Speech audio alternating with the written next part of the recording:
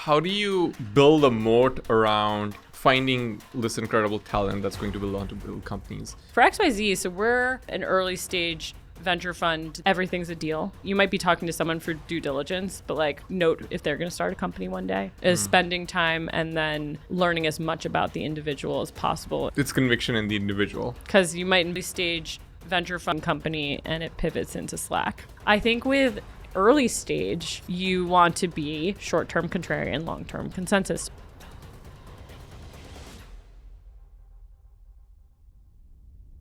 Chauncey Hamilton, welcome to Be the Builders. Thank you so much for having me. You are going to probably end up being the first woman on the show, not intentionally at all. I'm very excited to have that mantle. Well, we both work in tech, and the tech bro sort of labeling isn't entirely false. It was hard to date in the Bay Area. Where is Mitt Romney with that binder full of women these days, Wait, what's that reference? You don't know that reference? Oh, no. It's a very during. I warned you. You'll have to explain a lot of references. Yeah, during the campaign, it came up that he had quite a network of women, and he said, "I have binders full of women." So it's I think that's where the elder millennial reference versus the younger millennial might also differ. Oh, interesting. So. Did he get a lot of It became a meme before there was truly memes. Wow, so Mitt Romney is responsible for one of the first memes on Facebook, I guess. But speaking of memes have become a very deep part of culture. I don't know if you remember in the Facebook era, there was this for sarcasm, there's this white and black drawn out character who's just has this weird laugh, and everybody used that for everything. And those are the early memes that I remember, and it's really evolved since. I mean, it's hard. I don't think you can, if you're chronically online, you probably have quite an encyclopedic knowledge about meme culture. I'd say I'm fairly online, and I love the Marco Rubio memes right now. Oh my God. Where he's always dressed up. It's he finds out he's the nanny for JD Vance's fourth child, and he's dressed up like Mary Poppins. I think if you're not laughing, you're crying. Yeah. So having fun is definitely something that's whenever somebody leaves a position in the administration, JD Vance Marco Rubio finding out that now he has to play this role as well. Exactly. Or the one that the guy's in the corner, and it's they don't know that I'm doing this thing. It's he's at a party, but is another fun one. I wonder if that's our Twitter micro culture sort of, and maybe, well, it's okay. The audience is that, so we're fine here. Yeah, exactly. They understand what we're talking about. Yeah. But yeah, we'll no longer talk in emojis. We'll move to memes and AI generated videos that none of us will understand. Oh, well, I want to talk to you. Before your partner at XYZ, and before that, your career started at First Round. You were at Dorm Room for a while. We're going to get into all of that, but before all of that, you were in media, which is why I'm enjoying this conversation about memes and sort of the origins of what happened there. So you started your career at Wired. You had the best role anyone could have. Special projects, do whatever you want. Yes, I highly recommend it, getting an unscoped role where you get to just do whatever you want. Early on in your career, I actually say more about that. I'm sure you're half joking there, because that's an incredible role early on in some ways. It could be. Yes, I think so. Coming up through media was super fun in the time that it was. So I'm not quite a dinosaur, but I'm prehistoric in many ways. I graduated in 2009, so right after the global financial crisis, and there weren't many jobs, and ad sales was still fairly exciting area to be in. It still is for many, but Wired was hiring, and I joined the team on the business side, so on the publishing side. And so learning about the business of media, specifically print media and digital, Wired.com was, part of the Condé Nast umbrella of all Wired entities. And I was just sort of a jack of all trade for many years. I worked for the publisher, I worked on the marketing side, and the last role I did have there was special projects. And I think that what that allowed me to do was really use Wired as a platform, this amazing technology brand, always talking about the future, and for me to meet a ton of really cool people.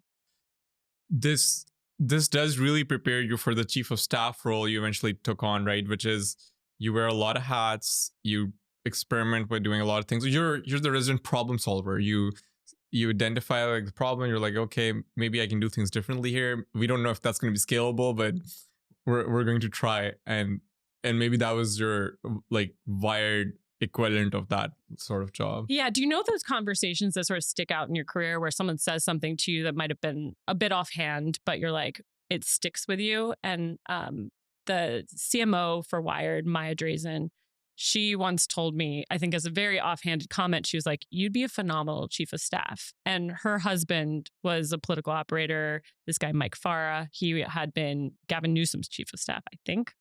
And so that had always stuck with me.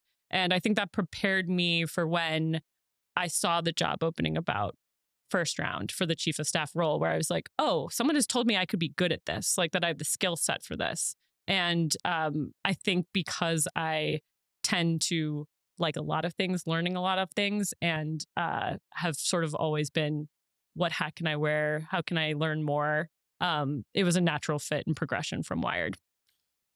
Coming back to Wired and the business of media, well, since I'm doing media, I'd like to learn more. Give me the 101. What did you learn at the time there? What's changed? What's remained the same? Last time we met, we were having this conversation about, do we bring back print media? Maybe should I change my podcast distribution format? Like, should I print the conversations now? Should always have different revenue streams, right? So I'm a bit of a Luddite in that way. I love physical books. I love a physical paper. I love a magazine. I think you and I have talked about this at length, but there's this tension right now of wanting to learn about the future, be at the bleeding edge of using AI in every way of your life. But then also this, I'm deleting Instagram, I'm deleting Twitter on my phone because I'm trying to create space for analog. And so I love getting a physical paper. I get the Wall Street Journal and the Financial Times every day. And I think going back to your question about what did I learn from Wired and being at media at that time is that you can both be incredibly right and incredibly wrong at the same time. And what I mean by that is Wired was at the cutting edge of what was going on. Like when I joined, Elon Musk was on the cover, and this is 2010. This was pretty early. And at the same time, the revenue model was declining. Ad sales were, you're spending hundreds of thousands of dollars on these print magazine ads. And it's really hard to change a behemoth. All the magazines were built that way of just like, we sell this page and what we do, we also give all this value add. So, not too dissimilar to venture, honestly. But so it'd be like the print ad costs this much money. But because you're spending that much money with us, we're also going to do all these great things for you.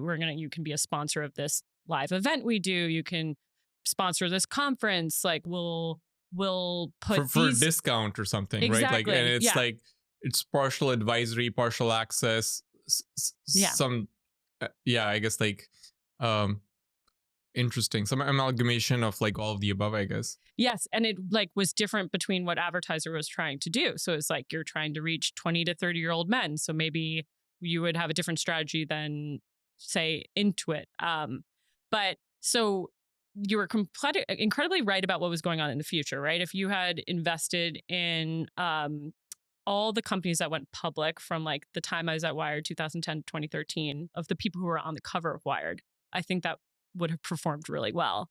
But then this business model where you're like, buy this print ad and then we're going to give you this. And that was like clinging on to a business model that was like getting killed by when Facebook, Twitter, like Google were dominating online ad sales and all the ad spend was moving that way. So when I joined Condé Nast, McKinsey was still in the building, like essentially gutting it. And I think that was one thing that was just interesting to see, that juxtaposition at the time of those two things. You can be incredibly right about covering what's on the future, but then your business model in itself is like, we've seen, has continued to deteriorate.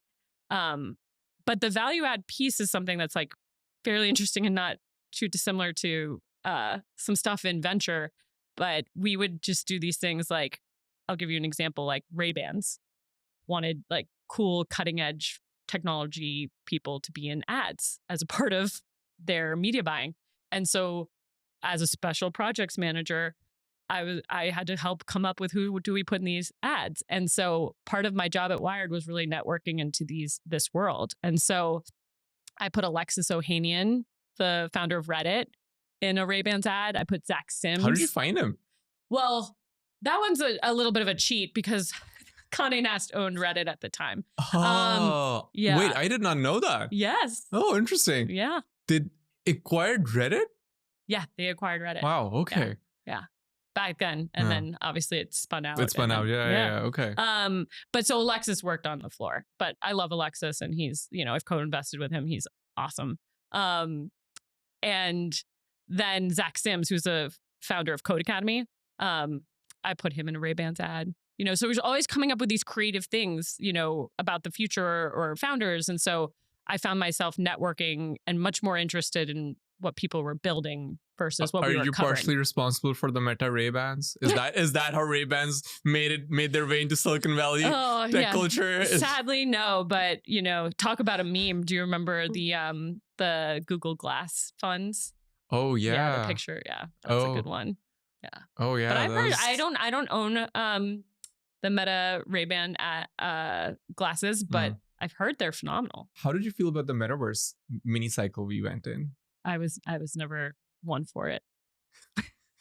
Why not? Because I think that tension of like wanting to have human connection, and I think that I love enabling technologies of human connection. So I think you and I were talking a little bit about the tin can. I have a 8-year-old who is using it, and I love that she's calling people on a landline. For those who are unaware, tin can is essentially a new landline phone that everyone gets a wireless number and kids can call each other. So I love technologies like that.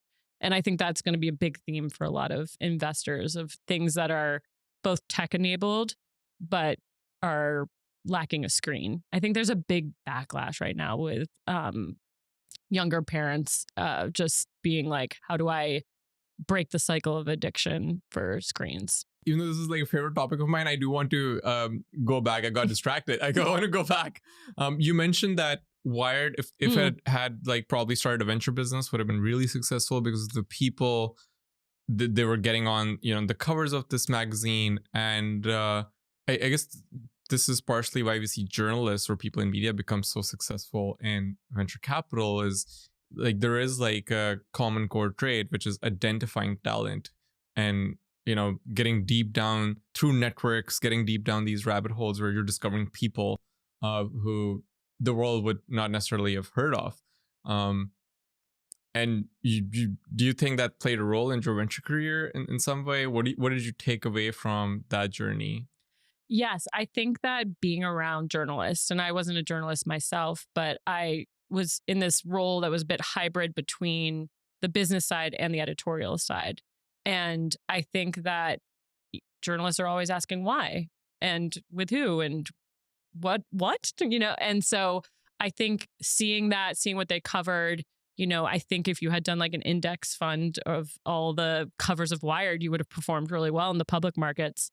And so I think that you've seen a lot of those types of archetypes become venture investors, Mike Moritz being one of the best. I was just like, as you mentioned that, I was thinking about, wait, who's been on the founders who've been on the podcast, more private markets, but almost every single company has had an up round. And so if there was like some sort of like growth fund for these companies, I'm like, maybe that's like a better model than sponsorship, which is interesting. I guess that's applicable this many years later to many models in media right now. So how do you go from that world to venture capital? Now you're at first round. So the way that I made my way into venture was very serendipitous. I think that I was constantly interviewing for startup roles. Like I interviewed at Grouper, which was actually talk about IRL versus online, was like an in-person dating startup in New York at the time, or Tumblr, media. And one of my best friends who was at Wired, this woman, Katrina Mignolik, became a partner at Y Combinator. And she had moved out to San Francisco. And at this time, I'm still in New York. And she kept sending me jobs to move to San Francisco, as any good friend would. And she met this woman, Tammy Hahn, who was the head of talent at First Round. And she was looking to hire for a chief of staff for one of the investors at First Round. And Kat threw my name out there. And 3 weeks later, I was moving to San Francisco, joining First Round, and was a partner operations manager for Rob Hayes, one of the founding investors there. What does that time? This was in early 2010s, 2013. Yeah, 2013. Right. Yeah. I thought I was too late getting to San Francisco. Oh wow! Can you imagine? I think it's never too late to get to San Francisco. Or too late to move out of San Francisco. Well, I think it's good to boomerang between the coasts, which coasts. You are doing as well. Yeah. It is good to move around. Too much time in San Francisco these days ends up being a little much too. So what was early 2010s Silicon Valley like? What was the vibe? What was the culture? I've only seen SF post pandemic, so I'm not really familiar with what it was like.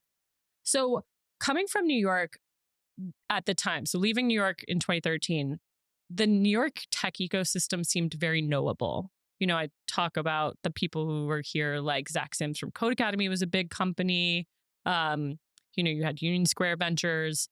And getting to San Francisco, and especially being at like a platform like Wired, I thought I knew how expansive it was. Like I thought, but I remember someone talking about Bill Gurley, and I was like, who is Bill Gurley? And now I'm like the biggest Bill Gurley fangirl ever. Huge E-Boys fan, as we were talking about different books we've read. But being out there in 2013 I thought I was there too late, but I don't think you can ever be too late to San Francisco. It's like a city of dreamers. It's people who are trying to invent the future. I think being out of that bubble is both good and bad. We can debate which one wins. But it was still a time of optimism. I mean, Uber was just really taking off. Like, I can't imagine having lived in San Francisco pre-Uber or pre-Waymo, because you would call a taxi cab and nobody would show up. And it's not an easy city to get around. So it was a place of like immense optimism.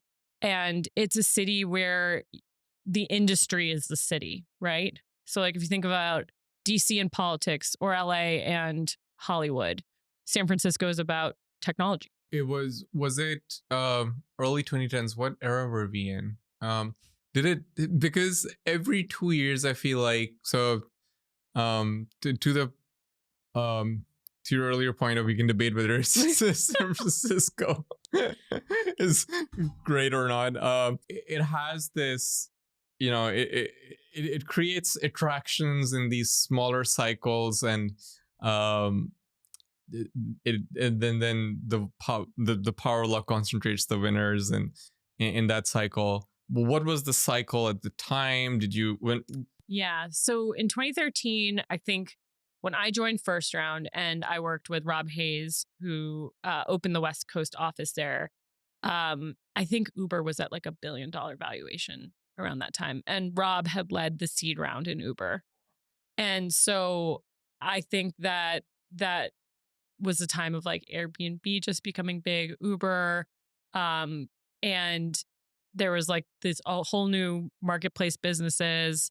But then you also saw like frothiness as well. Like you saw the pitches of everything was like, this is Uber for that. This is Uber for this. So that optimism, but then also the repetition of the same kind of companies. But it was like, and it was amazing crash course in venture. I essentially was Rob's right hand for 4 years. What are some of your top lessons from Rob in that time? What are top lessons? I think that everything's a deal, in the sense that you might be talking to someone for due diligence, but like note if they're going to start a company one day. Oh, that's a good point. So that was one of my favorite things about working with Rob. And then I think it's just about internal conviction building, like working with him in hand. And I think you had been in a similar role as well. Like we've talked about the chief of staff role. You're basically an apprentice, and venture is an apprentice business. And that was just an amazing crash course in due diligence, memo writing, which I know we can have Claude write our memos now, and portfolio support. So like, how do you become a founder's first call? And so working with Rob was like learning how to find those great investments and also learning how you build conviction in them as well. How do you build conviction? Is there, are there stories you could publicly share? For me, it is spending time, and I want to meet that person in person, you know, and that you have to be fast. But I think that primary due diligence, so calling as many people in the network to learn about what makes that person exceptional. And we're talking very early, so pre-seed and seed. I think that is how I've built conviction, is spending time and then learning as much about the individual as possible in that short time frame you have. It's conviction in the individual. Yes, for me, yes. Because you might invest in a gaming company and it pivots into Slack, right? So. What does being valuable to your portfolio look like? How do you build that value? And what are the different archetypes of investors out there in your... Yeah, and so I could talk about it at XYZ. And so we want to be founders first call. And so how do you actually do that?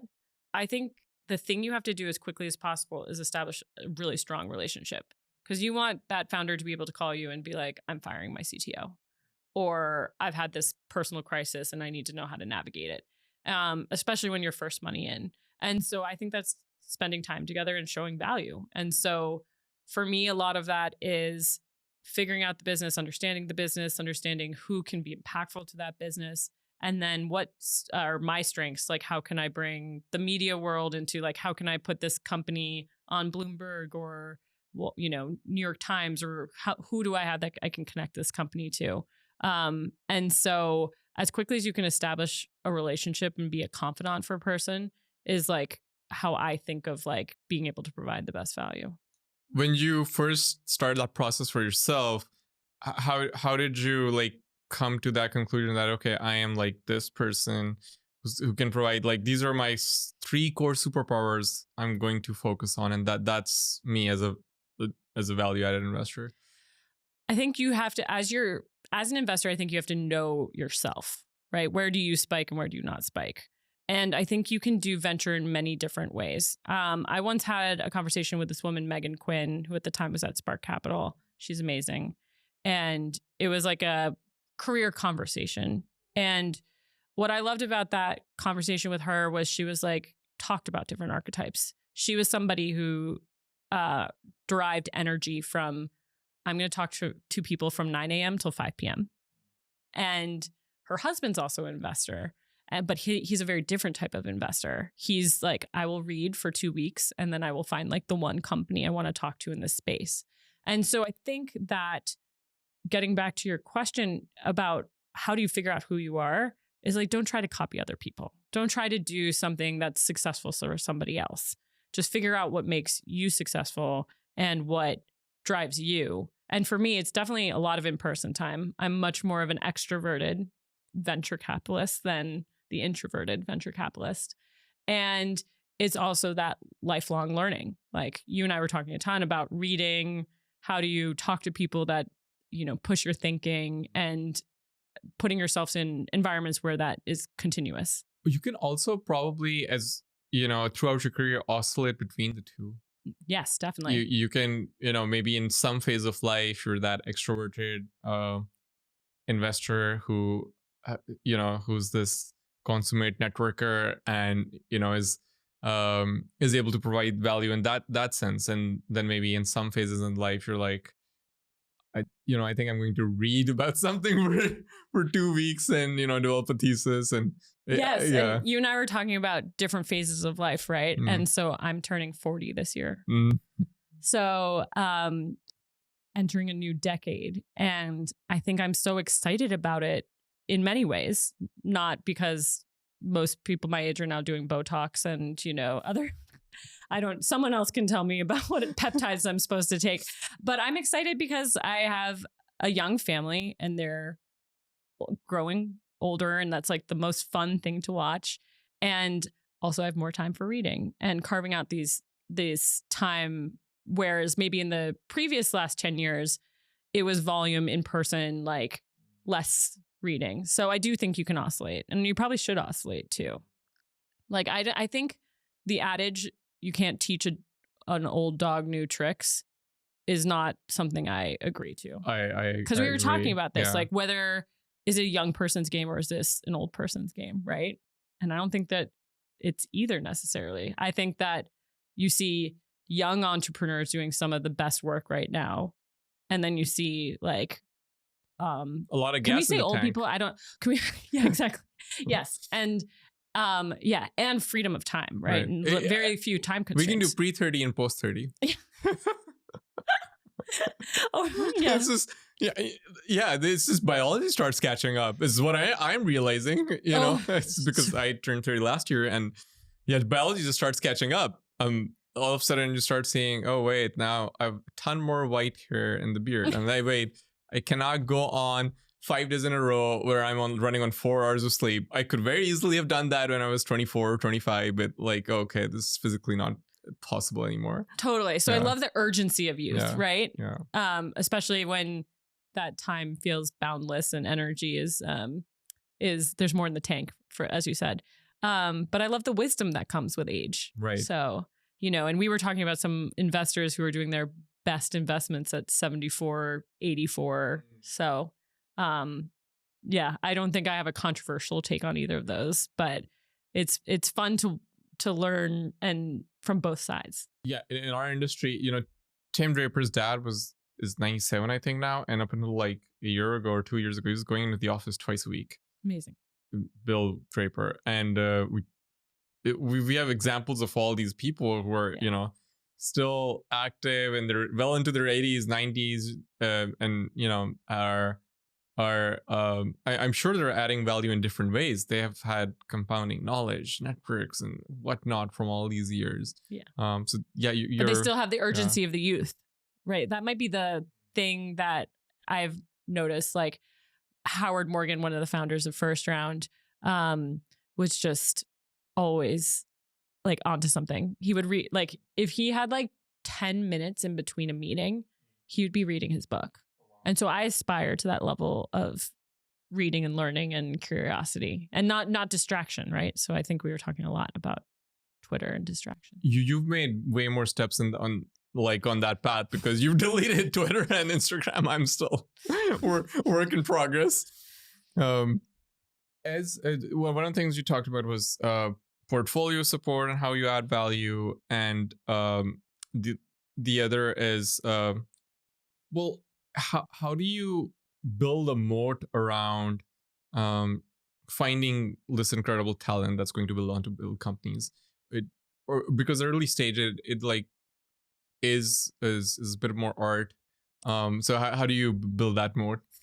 Yes, and I think this might be a good place for me to explain XYZ as well. Sorry, we went right to the core of the questions we needed to answer. But for XYZ, so we're an early stage venture fund that concentrates capital into our companies. And so we are investing out of a $250 million core fund, and then a $150 million growth fund that leads Series B and beyond for existing portfolio companies mostly, or companies that are in our network where we have the right to win. And so for XYZ, we're trying to find things as early as possible and get to 10 to 15% ownership. And the way that we've done it is we want to be aggressive and advantaged in our own networks. And so one of the first networks that XYZ ever invested in, and was a core thesis in starting XYZ, my partner Ross Fubini was an early advisor to Palantir. And he when he raised his first fund, I joined fund 2. He had this like 12-page long deck, and it was all about what makes a Palantirian special. And I think when I joined in 2020, and we were pitching LPs about this thesis about this incredible network, let me tell you about what a forward deployed engineer was. Everybody looked like we had 5 heads on us. They're like, wait, that Peter Thiel company? And is that still a company? Yeah. And like, I think that is what you want to do in ventures. You want to find these unique unique networks. And you could argue that it was not a unique network, like, because in many ways, PayPal was the original network that created the Palantir network. But I think you want to know where you're fishing. And for XYZ, we're really specific about these unique networks that we have access to. And for me, that's definitely been Dorm Room Fund, which was part of my career at First Round, was running Dorm Room Fund with the now managing partner, Molly Fowler, who's an incredible investor. And for me, that was going back to youth and elders. As an elder millennial, when I was running Dorm Room Fund, I was a new mom. I was 31. And I was running around the country and going to more 21st birthday parties than I care to tell you. And it was the most fun. And I think of that as like the network building years of this incredibly talented group of people that I think are creating incredible companies out of that. Both those networks, I think, are like very interesting in their own ways. And you're right. Like at the time in 2020, I don't have the exact timestamps on this, but like maybe Palantir had gone public that year or the year before. They went public. I remember this pretty well because I had my second child in the fall of 2020. And I was so smart that I bought 10 whole shares for the direct listing at $9 a share. Oh, that is incredible. I'm a genius. 100, 1,000 would have been like... Yeah, exactly.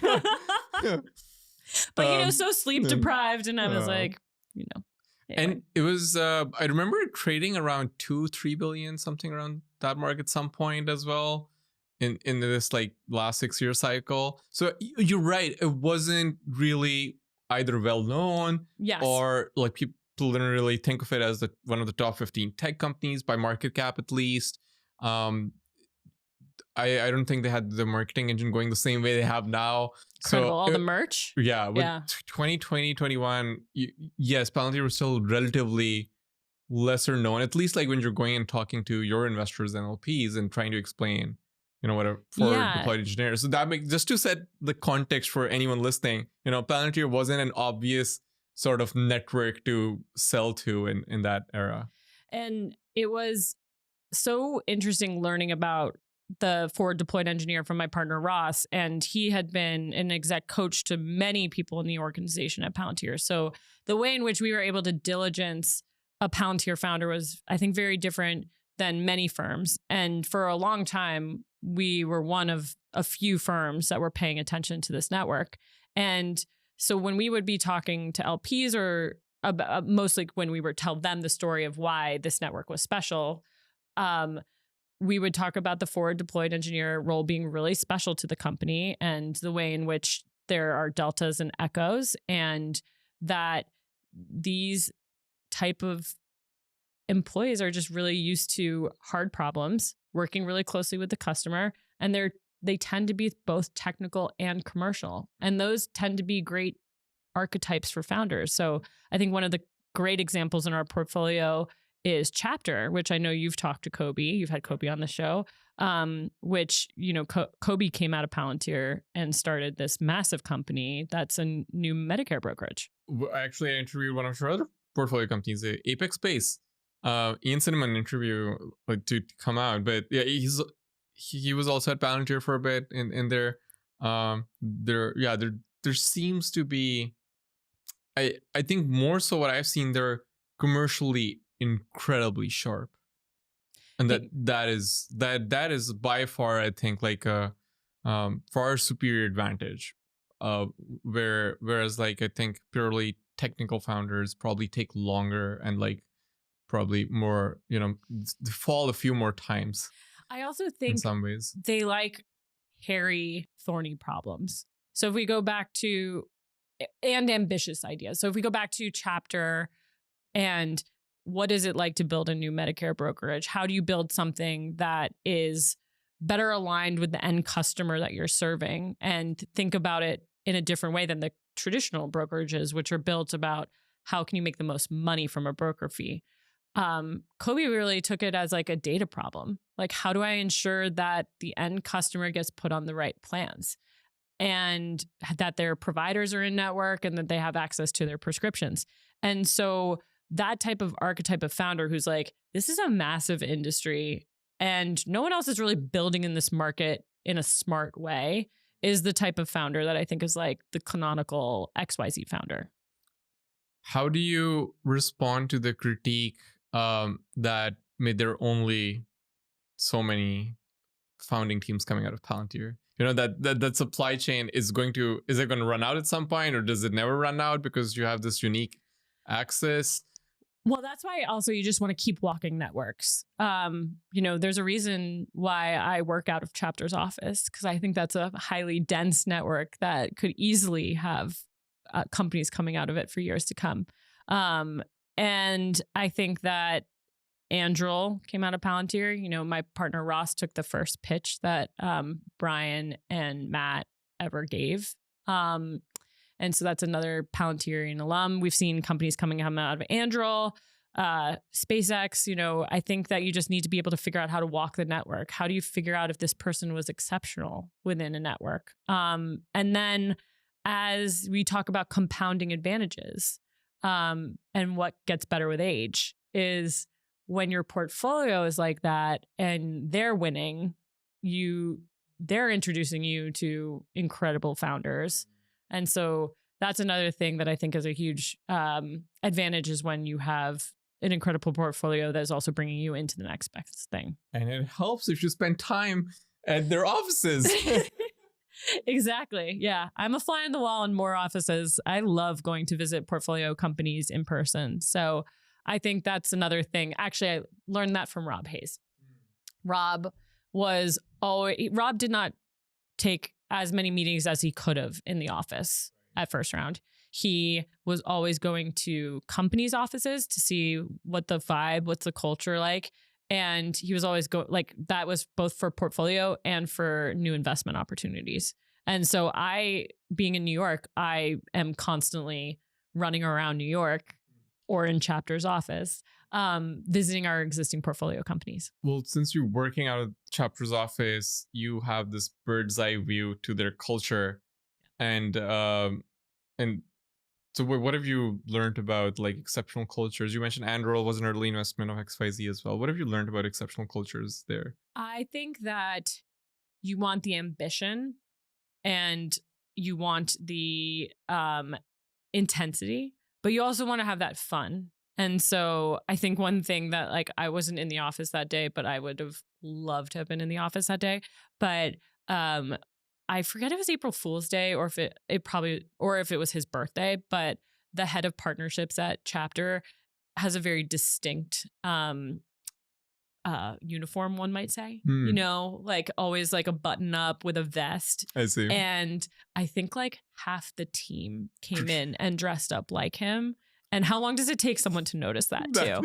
But I think things like that, those little anecdotes about, you know, company lore and company building, and you get to see that kind of stuff if you're working inside the company or if you're visiting the company and starting to be part of their culture or hearing that lore. But that's one thing that sticks out from Chapter, you know, is that they're both like such high intensity, but also like having so much fun while doing it. Yeah. And then not take yourself too seriously. Totally. Yeah. And the sub-community, also learning about the sub-communities within a company. So for Chapter, you know, huge Palantir contingent, but I actually think the sub-community that's bigger now might be Princeton. A lot of ex-Princeton people. That's where I, you know, took an Uber from. Exactly. You're a tri-state area warrior. Interesting.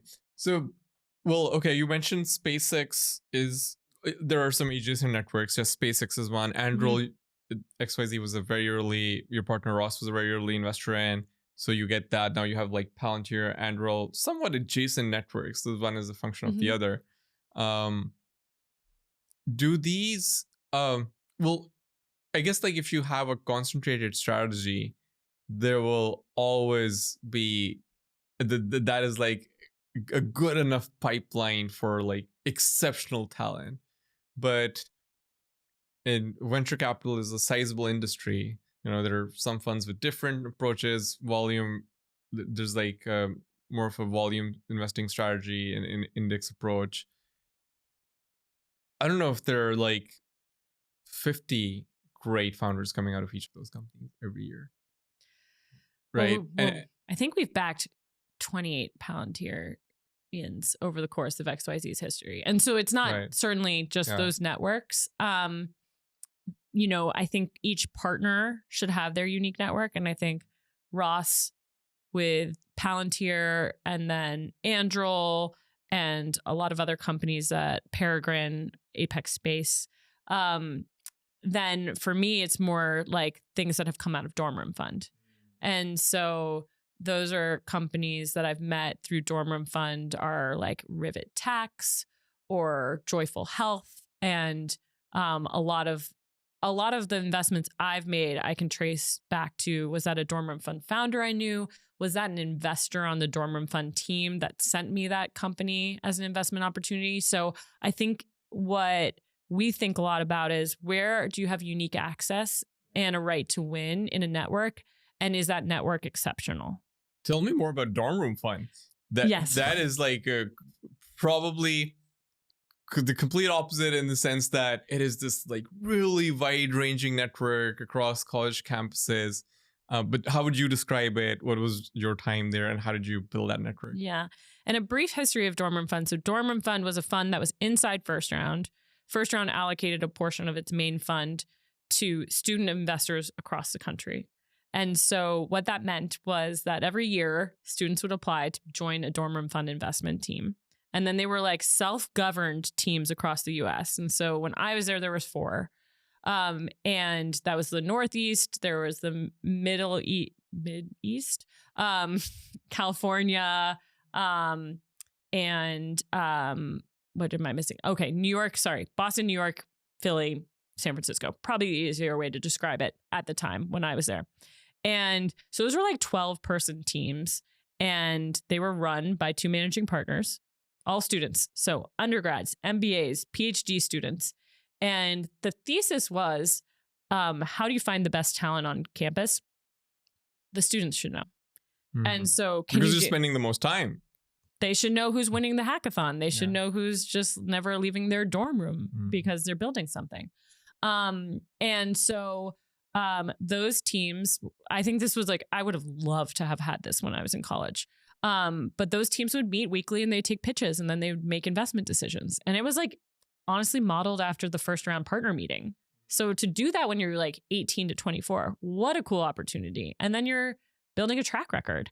And so for me, I think of those years as the years that like, I didn't get an MBA. I went all around the country as a new mom and, went to Harvard, went to MIT, like hung out with this incredible group of students who had opted into this extracurricular that was about building the future. And so I met incredible people who are both on the investor side and then have become investors. They're started companies, and just a genuinely like incredible network. Because if you're crazy enough to stay in college and start a company, like that's quite a ambitious type of person. Yeah, you're taking on a lot, and you also you learn something about utilizing platforms very early on, and so that these teams get the First Round platform, the extended brand, and also capital, which is incredible. Yeah. And they get to test their ideas very early on. Yeah. The San Francisco team used to meet in the First Round San Francisco office, and I would go every Sunday night, and I'd spend my Sunday night with that group of people while we'd take pitches and they would debate it, and they, so it was like just amazing. And it's been, those 21-year-olds are probably now 28. And so it's been really fun to watch everyone's careers as well. But so that's been like a very fun and unique network for me. And it's like one that I continue to stay close with. How many teams were there across the country? And how many of these student investors in a given year? It's a great question. Was it probably like if there were 4 teams of 12? So what's the quick math on that? They're not on all college campuses? No. So at the time about 48, when I was 50, something like that. Now it's much broader. Now I think it's opened up to more schools, but at the time it was pretty centralized. So about 48, 50, something like that. Yeah. If we can, I'm not a human calculator. That's like one skill set I know I'm not good at. No, I'm like rusty as well, but I was trying to do the math while you were talking. Yeah. And then every year there'd be new people cycling in. So that's like it's a really great model, and Molly Fowler, who runs it, is exceptional. This sizable network. So you might remember you mentioned Uber as one of the investments at first round. At first round. Ooh, I don't know if they did this here, but back in Pakistan where I grew up, in my college campus, Uber had a campus program. For when I was in college? When I was in college. Oh, no. Were you asking me if that... No. I'm like, I don't know if that was a program they ran here, like a campus program. But it was definitely part of the strategy in some of the Middle Eastern countries. Cool. And Tinder had that here, and I think Notion has that program as well. Notion did an exceptional job. Right. And Camille Ricketts, who was the former head of marketing, is an operating partner at XYZ. She and I worked together at First Round. And she was definitely like instrumental into Notion's early go-to-market. And Notion is such a great example of something that grew from college campuses. Yeah.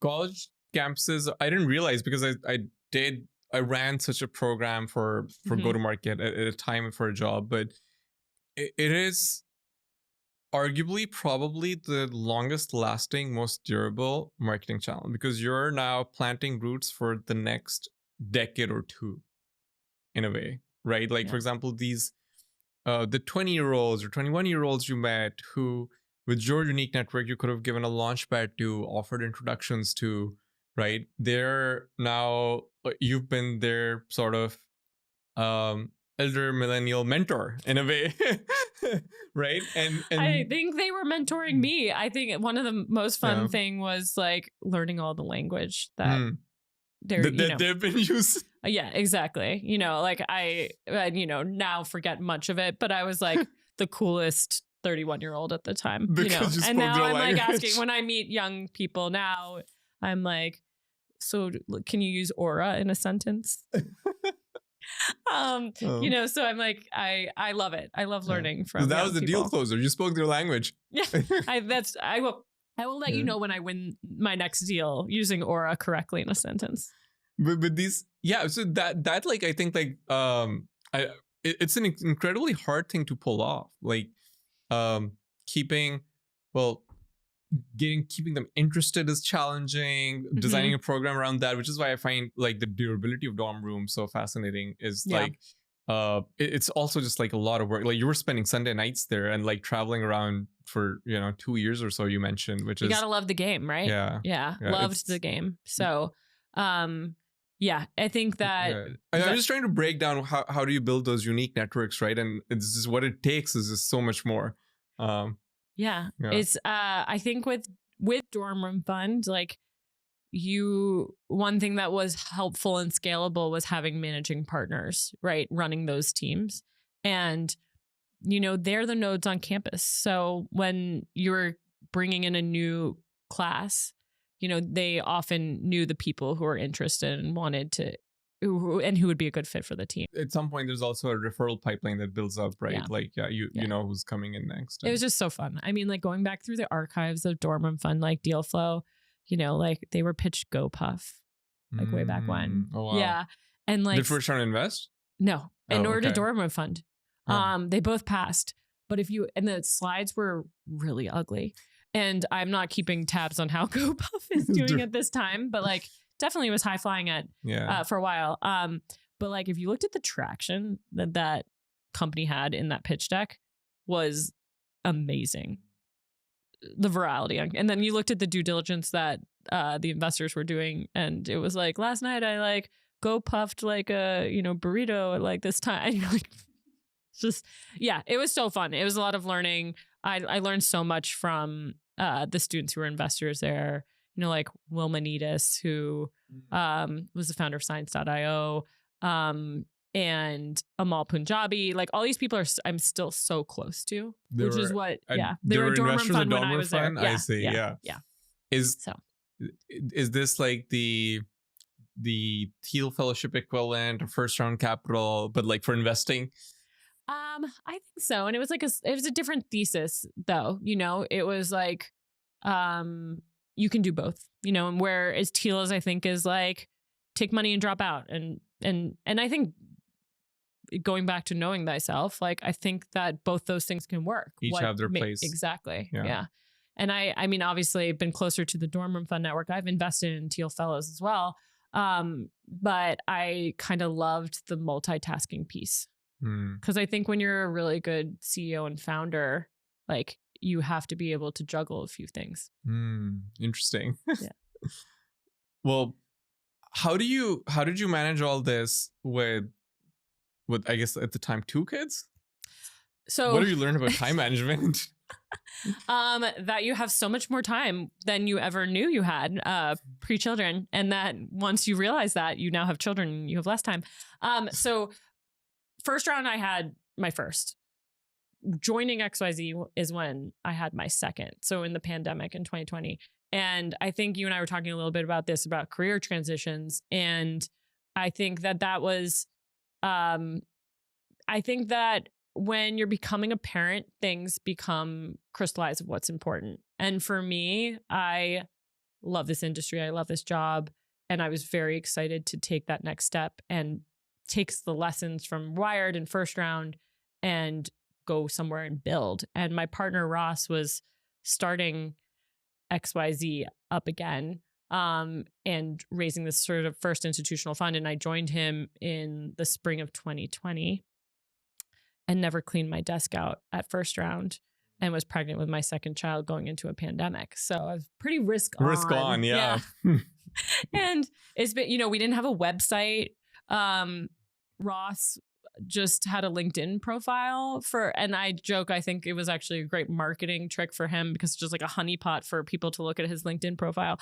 XYZ redirected to his LinkedIn profile. But you know, when you're building with people, the partner selection is huge. And I had just heard so much about Ross from incredible people in my network, like Spike Lipkin, the CEO of Newfront Insurance, Bill Trenchard, another one of the amazing investors at First Round Capital. You know, Bill led the investment rounds in Verkada, in Looker, amongst many other companies. And he was incredibly close to Ross. And what I knew, like Ross was a great human. And then Ross was a great investor. And I knew a lot of his portfolio just because of the overlap it had with First Round. So when Ross was looking for a partner, it was just like a very easy yes, like to go build something with him. And so now we're a team of 15. You know, we have over $1 billion in assets under management. But it's amazing what we've been able to build in 6 years.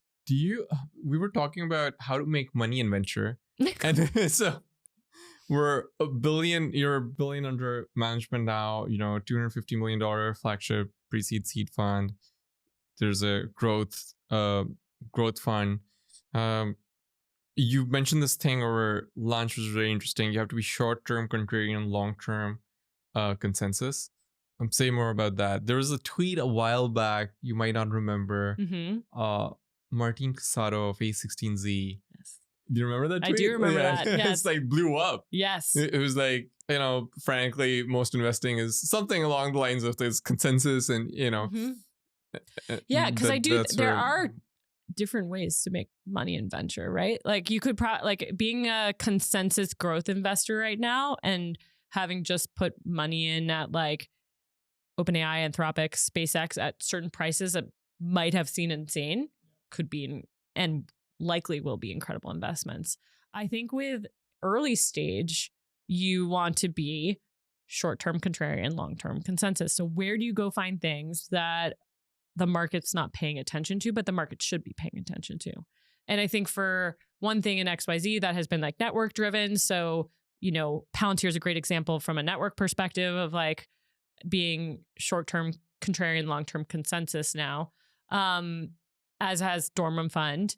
And I think that other places we've spent time in particular is the public sector. And so investing in companies that sell to the government, both defense and then other government agencies. And I think that is another place that has been under invested in and has now become more consensus. But I think doing your job in venture is constantly thinking about where's the ball is going. And I think another thing that we think about a lot right now is this tension between AI and analog. And I think there is a lot of money to be made in some of these sort of this area of like the physical world, and also like tech that does not look like tech. Are there some examples from the portfolio or like around this thesis that you can share? Yeah, I think on the physical world, a lot of stuff. And so one company that I'm pretty excited about that also overlaps between the public sector and the physical world is a company called Ordo.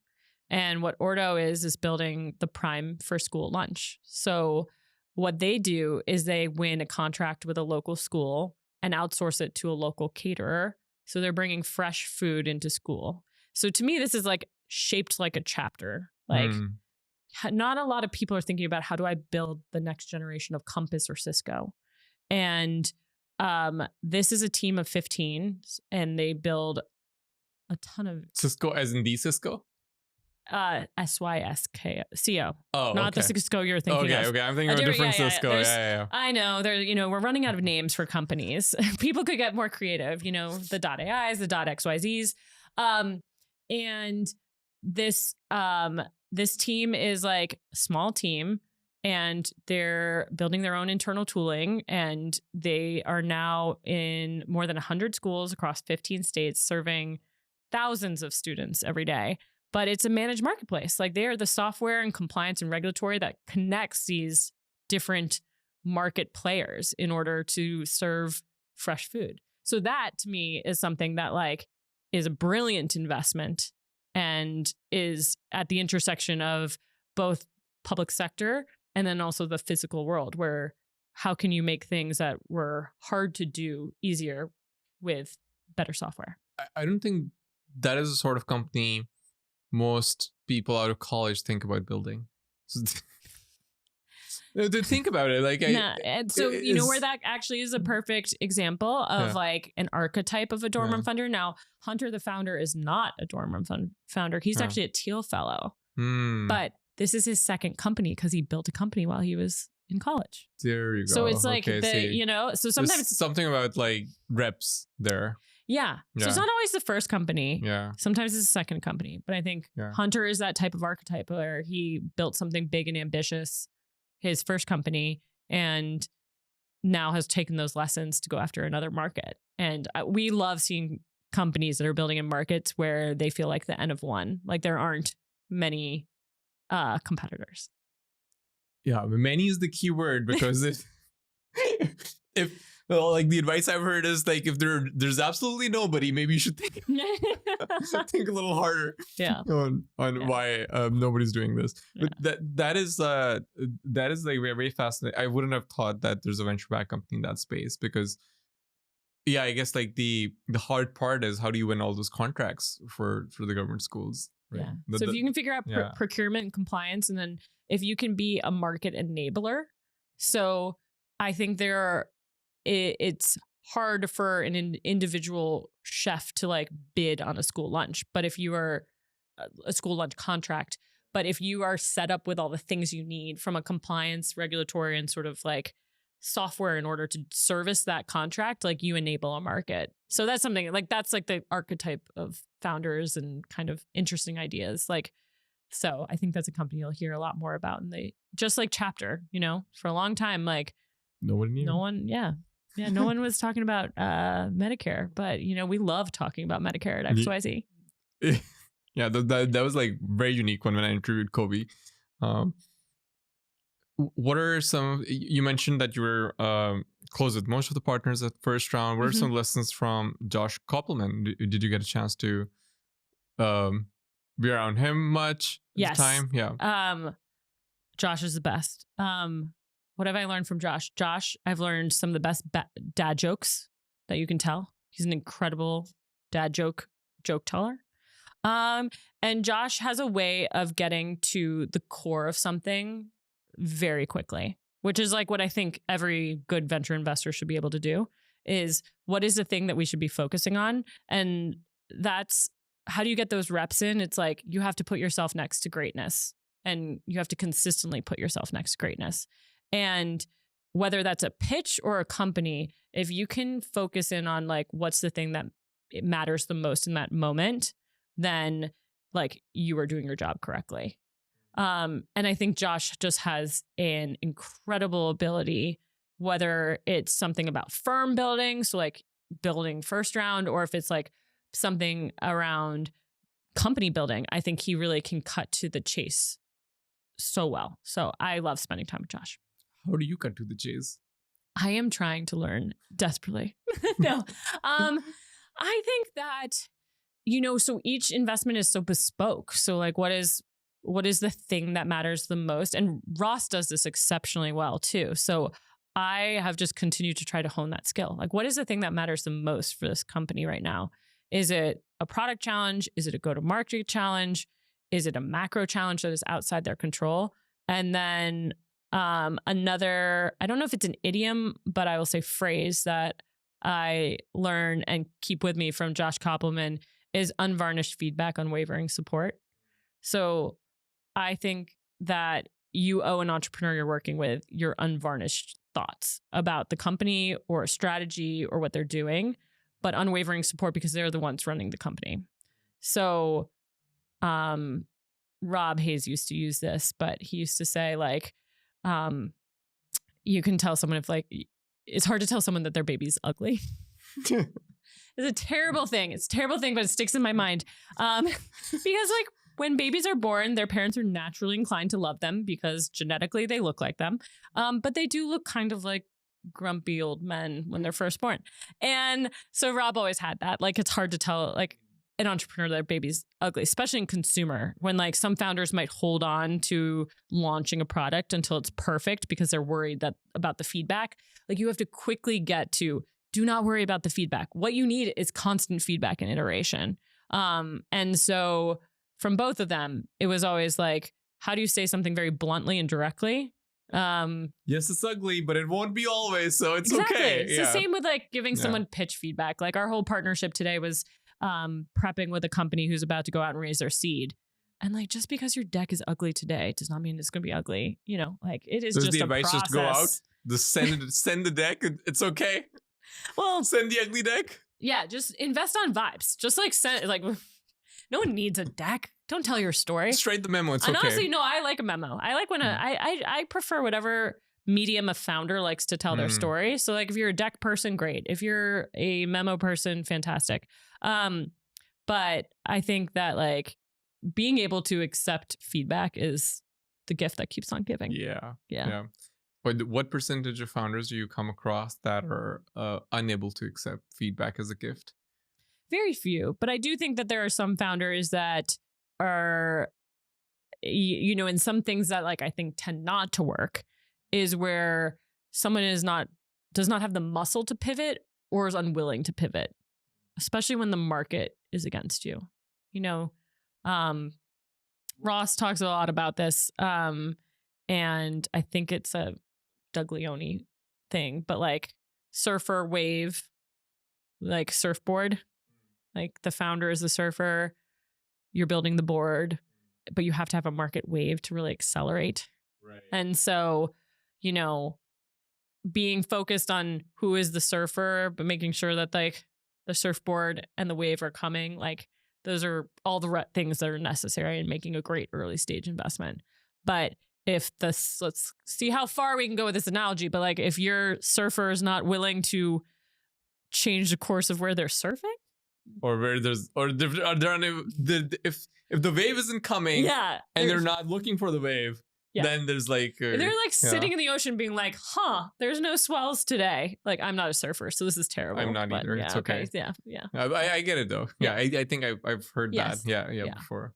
But, what are some signs like across some portfolio? Have you seen that where, it became clear that the market probably isn't ready, and what are some early signs? Yeah.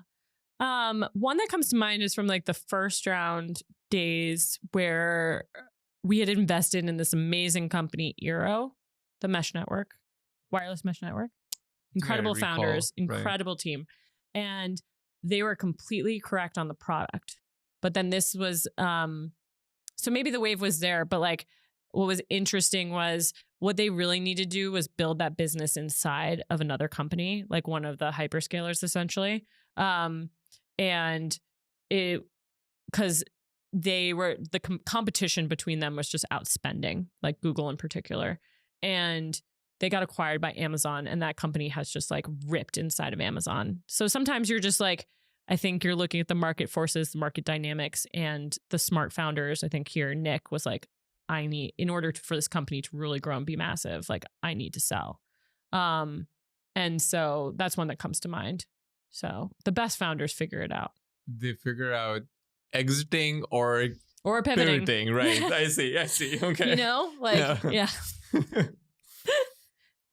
One thing I heard you talk about was that you should do things that are natural to you, and you might not be a tweeter, or you might I try to be a tweeter. You try? Okay. Yeah, I also try. It doesn't really come naturally. Yeah. What have you discovered comes most naturally to you in all these years in venture now? I think probably the relationship building and the pattern matching is the thing that comes most naturally to me. I think you should always be pushing yourself. So be a tweeter or figure out what medium that you both most express yourself in. And one thing that I'm doing right now for myself, you and I were talking about books we read, but I've been reading The Artist's Way, which is a 30-year-old book. It's the 30th anniversary of the book. And it's a way to find creativity. And so part of this job, I think, too, is always reinventing yourself or finding ways to be creative. And so I've really been enjoying this book. It's 12 weeks, one chapter a week. And it's to push you to unlock creativity. And the ways in which you do it is stream of conscious journaling in the morning, and then taking something what is called an artist date. So go do something that is like solely for you. And I have not done this perfectly whatsoever, but I found it inspiring. And I think that I am writing better and thinking more clearly having started this. I think you talked a little bit about this with like Packy as well, of like, practicing crafts and trying new things. And so one thing for me on the reading front has like really been enjoyed doing The Artist's Way. I'm going to actually look that book up as I try to become a better podcaster. That's it. Honing your craft. You're doing great. Honing my craft. I have no idea if I've been speaking into the microphone the whole time, Yeah, I also look every now and then. I'm like, am I getting too far away? I'm going completely against the advice they gave us. They're like, don't move around. I'm like, yeah, I'm going to be all over the place. Well, one thing you brought up for, I guess, the younger people is that they have more energy to go around, and they can probably be at hackathons, and they can probably make it to those happy hours that you can't with when you're kids, you're older. You I guess like you keep your energy better. That's the phrase. Peptides, right? We're going to take tons of peptides. Or that, if that's your thing. It's not. But I would argue that happy hours and hackathons aren't useful even for the younger people. I've always liked more. There's a place for it, but I don't know if there's a place for it in the deal flow engine. Yeah, I think for us, we try to be we like to show up for our founders. So I'll give some examples in the portfolio. And I also think in firm building, you want to hire great people to your firm who can also go out into the world, play different roles, you know? And so like, I think of Jean-Claude, who's the principal on the East Coast with me. I think of Lucy Wilmot, who's in San Francisco. And I think of Amar, who's also on our San Francisco team. And I'm deeply impressed by all of them and their network building. And each one has unique strategies. And I think some of the stuff, like Jean-Claude was one of the, you know, first people to go to the Apex first satellite launch. You know, you show up your companies, that's where you're meeting the next great founders. You know, Lucy has done a great job cultivating like very unique network in the defense space. Amar is constantly finding new pre-seed managers. He comes from TrueBridge previously, so he has such a great like overview of new funds and new people investing. And so I think you want to hire exceptionally well.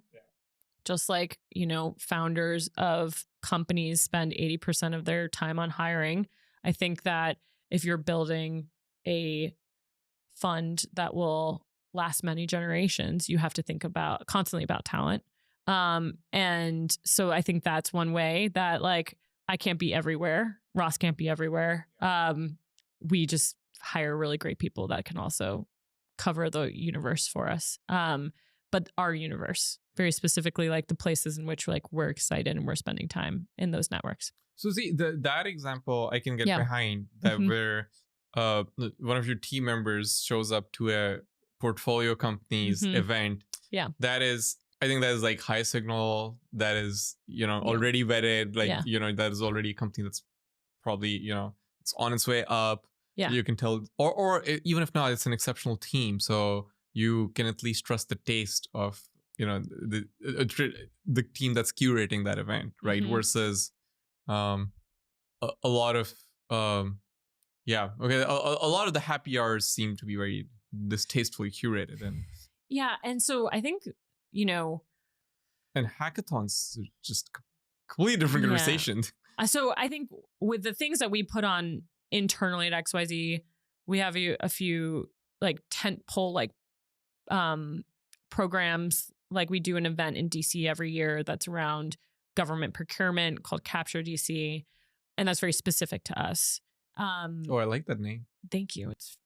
I'm sure Ross came up with it, but it's a really fun event all around government procurement.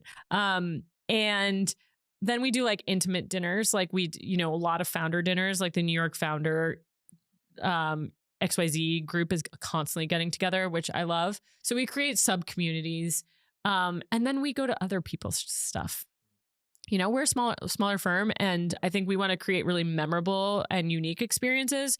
And then I think that there are other players in the ecosystem who will put on the bigger happy hours, et cetera. And I'm happy to be an attendee at those. What do you think about the role of platform in early stage venture capital? Are they all going to be agents one day? No, I'm just kidding. No. Yes, physical, in-person agents. Agents Sufyan reporting to duty. They're going to be holograms. We might have a hologram company in the portfolio. That's show up at Apex for me. Yeah. So,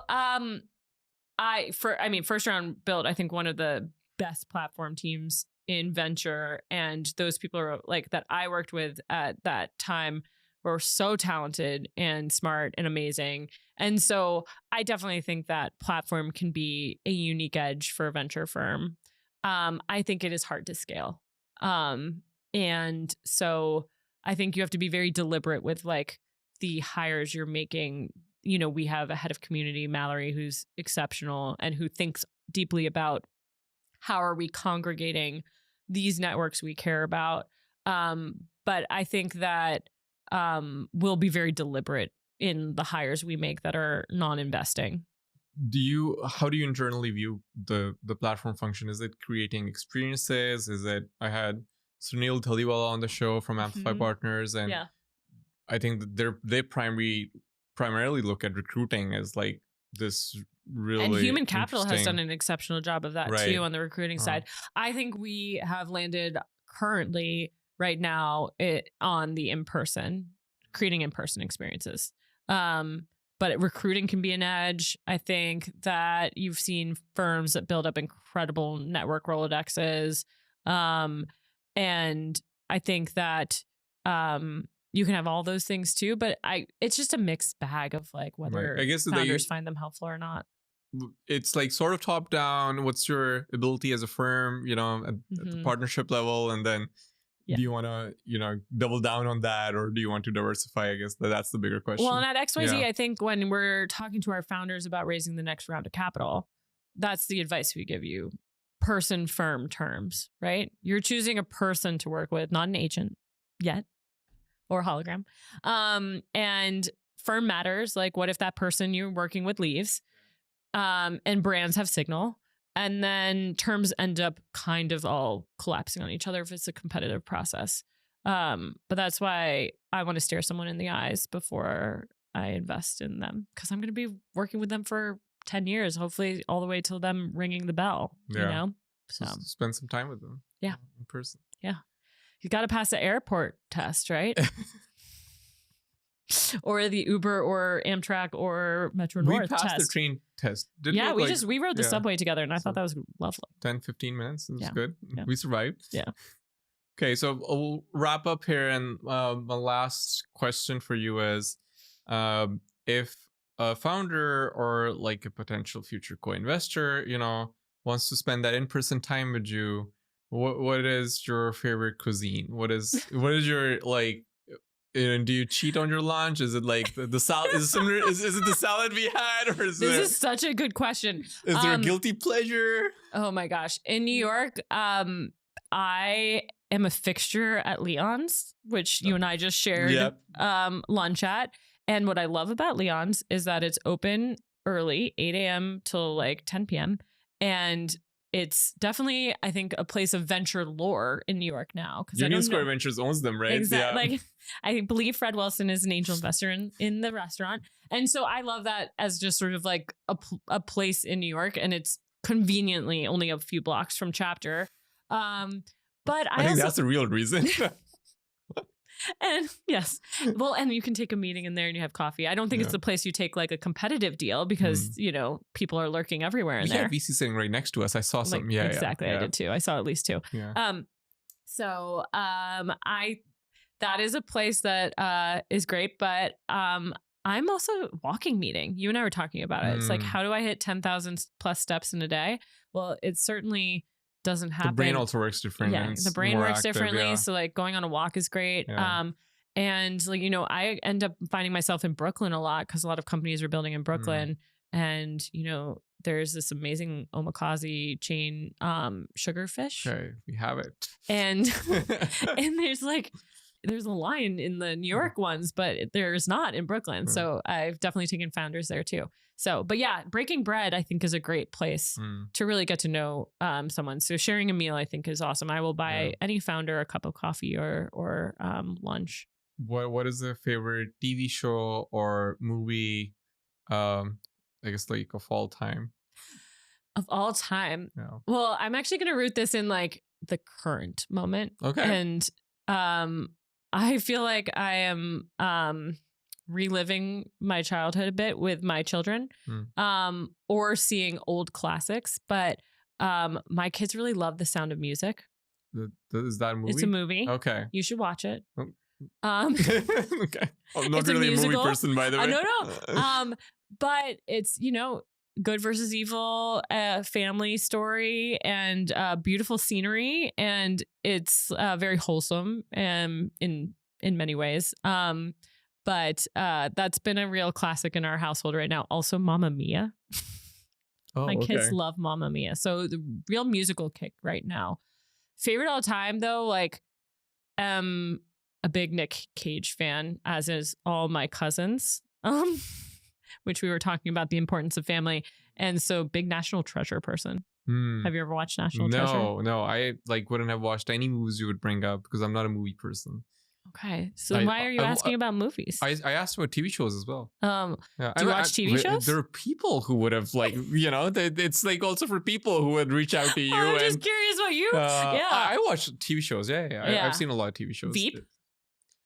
Few episodes, not it didn't. So it was hard to get hooked. Okay, yeah. All right. But I did see a few episodes. Silicon Valley. Yep. Yeah. Arrested Development. No, These are all the a few episodes. Yeah, a few episodes of Arrested Development, and then I moved on. Well, wait, you brought up Veep, the West Wing. Love the West Wing. House of Cards was phenomenal. That was great. Yep. Let's see, political dramas. Diplomat is pretty good. Yep. There's another one, Netflix one that was good. The TV shows you can. So TV show. Okay. Oh yeah, so just TV not a shows movie is guy, my but thing. TV shows. Yeah. Okay. Yeah. But those are some of the comedies that I think are really great. And then I was telling you that I think one of the best comedy shows is Seth Meyers' Lobby Baby. Oh yeah, you mentioned. I'm gonna Next Phase of Life. Yeah, I'm gonna add this to the list. But hey, maybe people listening have seen all those movies and they're gonna know about what to talk about over that lunch. Yeah. Well, Chauncey, this has been a pleasure. Thank you so much for taking the time and coming on the show. Oh, thank you so much for having me. This has been a blast.